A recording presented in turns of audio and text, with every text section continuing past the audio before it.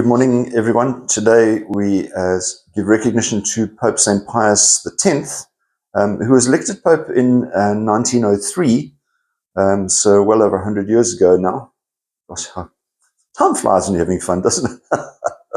Anyway, he was one of those who campaigned for the separation of church and state. You might remember yesterday we spoke about St. Bernard having similar sort of difficulties with people who were religious. Now, what he's saying is that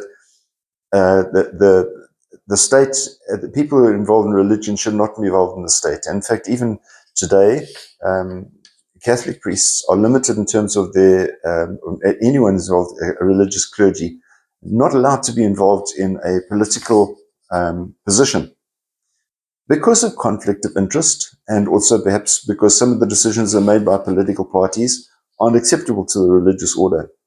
And so therefore, he worked very hard, Pope St. Pius, to separate church and state.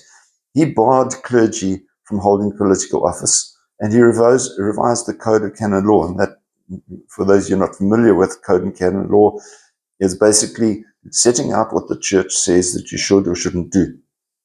Simple as that. He himself lived in poverty. He, even as a pope, lived very simply. Yet he died towards the beginning of the First World War, when war broke out, sort of feeling that he hadn't actually achieved as much as he wanted to. So he was brokenhearted about the fact that a war could have broken out in that situation. Simply, I think, saying that whatever influence he had had as a pope hadn't actually got through to the people, and they were more concerned about political motive and success rather than listening to the word of God. And I suppose that's an eternal challenge.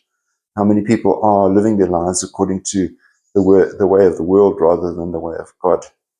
And we should always, as Catholics, and I suppose as Christians altogether, make sure that we live according to the will of God and not necessarily according to the way the world expects us to. What they say, live in the world but not of the world.